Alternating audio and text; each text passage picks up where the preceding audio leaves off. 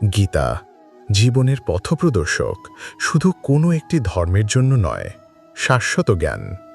শ্রীমদ্ ভগবদ্ গীতা কোনো নির্দিষ্ট ধর্ম বা সম্প্রদায়ের জন্য নয়, বরং এই ধরনীতে বসবাসকারী প্রতিটি মানুষের জন্য এক পরম পথপ্রদর্শক। এর বাণীগুলি জীবনের প্রতিটি ক্ষেত্রে সুখ, শান্তি এবং সাফল্যের চাবিকাঠি। বলা হয়, যেই গৃহে প্রতিদিন গীতার পাঠ হয় বা এর পবিত্র বাণী শোনা যায়, সেখানে স্বয়ং ভগবান শ্রীকৃষ্ণ বারংবার আগমন করেন। গীতা হল স্বয়ং ভগবানের দিব্যবাণী, যার মাহাত্ম্য অনন্ত ও অসীম। এর 18টি অধ্যায় এবং 700টি শ্লোকের গভীরতা উপলব্ধি করা কঠিন হলেও আমরা এর মূল সারসংক্ষেপের মাধ্যমে জীবনের প্রকৃত অর্থ হৃদয়ঙ্গম করতে পারি। এই ভাবনাগুলো প্রতিদিন রাতে শোবার আগে স্মরণ করলে জীবনের প্রতি এক নতুন ও গভীর উপলব্ধি জন্ম নেবে। ভগবানের দিব্য পরিচয়। ভগবান শ্রীকৃষ্ণ অর্জুনকে বলেন, হে অর্জুন, আমি সকল প্রাণীর হৃদয়ে অবস্থানকারী আত্মা। আমি সকল জীবনের আদি, মধ্য এবং অন্ত। আমি সূর্যের কিরণ, আমি বেদসমূহের মধ্যে সামবেদ, দেবতাদের মধ্যে ইন্দ্র এবং ইন্দ্রিয়গুলির মধ্যে মন। আমি সৃষ্টিকর্তাদের মধ্যে ব্রহ্মা, পালনকর্তা রূপে বিষ্ণু এবং বিনাশকারী রূপে মহেশ।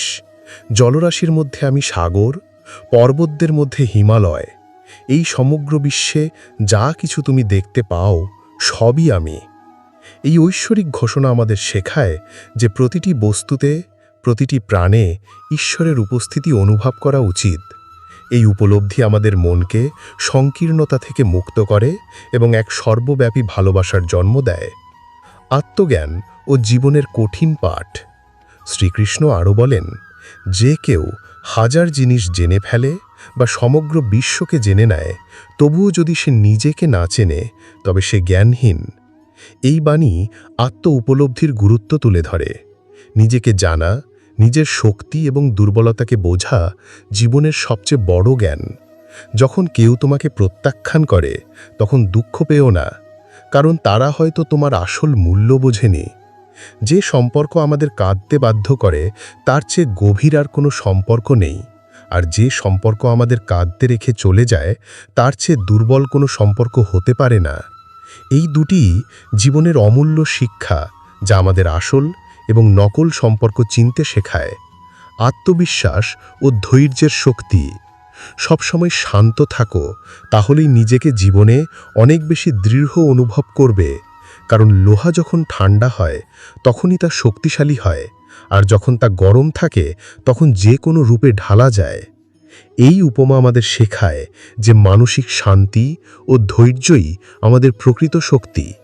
বিপদের সময় 7টি গুণ তোমাকে রক্ষা করবে: তোমার জ্ঞান, নম্রতা, বুদ্ধি, অন্তর্নিহিত সাহস, ভালো কাজ, সত্য কথা বলার অভ্যাস এবং ঈশ্বরে বিশ্বাস। এই গুণগুলোই আমাদের ভেতরের শক্তিকে জাগ্রত করে। আত্মা সবসময় জানে কি ঠিক আর কি ভুল, কিন্তু মনকে সেই সত্য বোঝানোই মানুষের প্রধান চ্যালেঞ্জ। কঠিন সময়ে মানুষ একা হয়ে যায়, কিন্তু সেই কঠিন সময়েই তাকে মজবুত করে তোলে।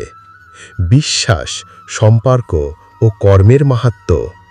যে তোমাকে সম্মান দেয়, তাকেই সম্মান দাও।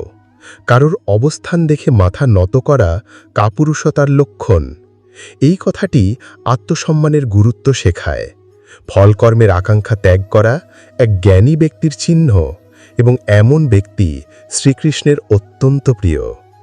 ভগবানকে পাওয়ার 3টি পথ রয়েছে: ধ্যানযোগ, জ্ঞানযোগ এবং কর্মযোগ, যার মধ্যে কর্মযোগকে শ্রেষ্ঠ বলা হয়েছে। কর্মযোগ আমাদের শেখায় যে ফল বা প্রাপ্তির আশা না করে কেবল কর্ম করে যাওয়া উচিত। যদি কাউকে বিশ্বাস করতে চাও, তাহলে তার কথাই নয়, তার কাজে টাকাও। রাগের মুহূর্তে একটু থেমে যাওয়া আর ভুলের সময় একটু নত হওয়া, এই দুটি অভ্যাস জীবনের অনেক জটিলতাকে সহজ করে তোলে। জীবনের সার সত্য। ভগবান শ্রীকৃষ্ণ বলেন, যে ব্যক্তি আমাকে সত্যরূপে চিনে ফেলে, সে জন্ম মৃত্যুর বন্ধন থেকে মুক্ত হয়ে যায়। জীবন এক চক্র, যেখানে যা ভাগ্যে লেখা আছে তা দৌড়ে এসে উপস্থিত হয়, আর যা ভাগ্যে নেই তা এসেও চলে যায়। যেমন হাওয়ার ঝাপটা নৌকোকে ভাসিয়ে দেয়, তেমনি মানুষের আকাঙ্ক্ষা তার বুদ্ধিকে বিভ্রান্ত করে। একজন জ্ঞানী ব্যক্তি অন্যের গুণাবলী দেখে তা থেকে শিক্ষা গ্রহণ করে, হিংসা বা ঈর্ষা করে না। শব্দ আত্মার চেয়েও গভীর ক্ষত তৈরি করতে পারে। পরম শান্তির পথ। যে মানুষ নিজেকে পরমাত্মার থেকে আলাদা ভাবে না এবং শরীরকে নিজের মনে করে না, সে চিরকালের জন্য জন্ম মৃত্যুর বন্ধন থেকে মুক্ত হয়। যারা আধ্যাত্মিক চেতনার শিখরে পৌঁছে গেছেন, তাদের পথ হল নিঃস্বার্থ কর্মের পথ। মানব কল্যাণই শ্রীমদ্ ভগবদ্গীতার মুখ্য উদ্দেশ্য। তাই কর্তব্য পালনের সময় মানবতার কল্যাণকে সর্বাগ্রে স্থান দেওয়া উচিত। যারা তোমার পাশে থাকে তাদের পাশে থাকো, আর যারা তোমাকে প্রতারণা করে তাদের পরিত্যাগ করো। সম্মান ও আত্মবিশ্বাস। যেখানে তোমার সম্মান হয় না, সেখানে কখনো ফিরে যেও না, কারণ সেখানে মানুষ তোমাকে দুর্বল ও নির্বোধ ভাববে। যেসব মানুষ বলে তাদের সময় নেই, তারা আসলে তাদের ঘনিষ্ঠ সম্পর্কের তালিকায় তোমাকে রাখে না। যে ব্যক্তি সমস্ত ইচ্ছা ত্যাগ করে এবং আমি এবং আমার এই মোহ থেকে মুক্ত হয়, সে অপার শান্তি লাভ করে। ঈশ্বর আমাদের যা দিয়েছেন তাই আমাদের জন্য যথেষ্ট। এটাই একমাত্র অটল সত্য। সংযম, সদাচার, স্নেহ এবং সেবা, এই গুণগুলো সৎসঙ্গ ছাড়া আসে না। কর্ম, সাফল্য ও বিশ্বাস। যতক্ষণ না তুমি নিজেকে হার মানাও, ততক্ষণ এই পৃথিবীর কোনো শক্তি তোমাকে হারাতে পারবে না। তুমি দুর্বল নও, দুর্বল তোমার সময়। সময় সব কিছুকে পাল্টে দেয়। তুমি শুধু তোমার কর্ম করে যাও। যে ব্যক্তি কখনো সংকট দেখেনি, সে কখনো নিজের শক্তির উপলব্ধি করতে পারে না। কাউকে কিছু দিয়ে অহংকার করো না, কারণ তুমি দিচ্ছ নাকি পূর্বজন্মের ঋণ শোধ করছো তা কেউ জানে না। অহংকারী মানুষের বংশ, ঐশ্বর্য ও সম্মান এই তিনটেই হারিয়ে যায়। নীরবতা হলো সবচেয়ে বড় জবাব এবং ক্ষমা হলো সবচেয়ে বড় শাস্তি। খাদ্যাভ্যাস ও মানসিক অবস্থা। মানুষের খাদ্য অবশ্যই সাত্ত্বিক ও সুষম হওয়া উচিত। যে বোঝে না কি খেতে হবে, কতটা খেতে হবে, কোথায় ও কিভাবে খেতে হবে, সে কখনোই পরমেশ্বরকে উপলব্ধি করতে পারে না। শুধু জ্ঞানই একমাত্র অবিনাশী উপাদান, যা যে কোনো সময়, যে কোনো অবস্থায়, যে কোনো পরিস্থিতিতে মানুষের সঙ্গে থাকে। পৃথিবীতে যেমন ঋতুর পরিবর্তন ঘটে, তেমনি জীবনে সুখ দুঃখ আসতেই থাকে। সম্পর্কের গুরুত্ব ও জীবনের সঠিক পথ। বন্ধু গরিব না ধনী সেটা গুরুত্বপূর্ণ নয়। গুরুত্বপূর্ণ হল সে তোমার খারাপ সময়ে তোমার পাশে কতটা থাকে। ধর্ম যাই হোক না কেন, মানুষকে ভালো হওয়া উচিত, কারণ হিসাব হবে আমাদের কর্মের, ধর্মের নয়। যদি খুশির জন্য কাজ করো, খুশি ধরা দেবে না, কিন্তু খুশি হয়ে যদি কাজ করো, তাহলে খুশি নিজেই তোমার কাছে ফিরে আসবে। তুমি যদি অন্যের জন্য ভালো চাও, তাহলে সেই ভালো জিনিসগুলোই আবার তোমার জীবনে ফিরে আসে। এটাই প্রকৃতির নিয়ম। স্থিতপ্রজ্ঞতা ও ঈশ্বরের স্মরণ। যেই ব্যক্তি দুঃখে বিচলিত হয় না, সুখে লাফে পড়ে না, যার ভয় ও রাগ দূর হয়েছে, তাকেই বলা হয় স্থিতধীর। যেমন কচ্ছপ নিজের অঙ্গ প্রত্যাহার করে, তেমনি যে ব্যক্তি ইন্দ্রিয়গুলোকে সমস্ত বিষয় থেকে সরিয়ে নিতে পারে, সেই প্রকৃত স্থিতবুদ্ধি। জীবনকে অর্থবহ করতে হলে ঈশ্বরের স্মরণে থাকতে হবে।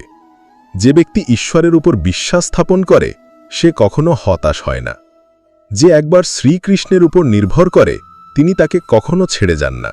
যারা তার ভক্তদের সঙ্গে প্রতারণা করে, তিনি তাদের সবচেয়ে বড় শত্রু হয়ে ওঠেন। বিশ্বাস ও জীবনের উদ্দেশ্য।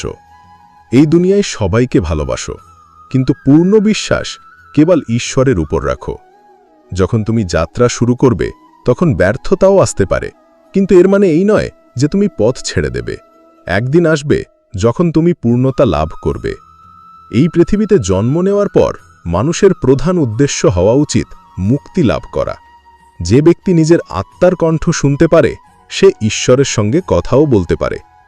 যে ব্যক্তি ঈশ্বরকে প্রত্যেকটি বস্তুতে দেখে এবং তার উপস্থিতি অনুভব করতে পারে, সেই তার প্রকৃত ভক্ত। আজকের এই কথোপকথন আমাদের হৃদয়ে এক গভীর উপলব্ধি সৃষ্টি করবে বলে আশা করি। এই পবিত্র জ্ঞানকে নিজেদের জীবনে ধারণ করে আমাদের সকলের জীবন সুখী, শান্তিপূর্ণ ও সফল হোক। জয় শ্রী রাধে কৃষ্ণ।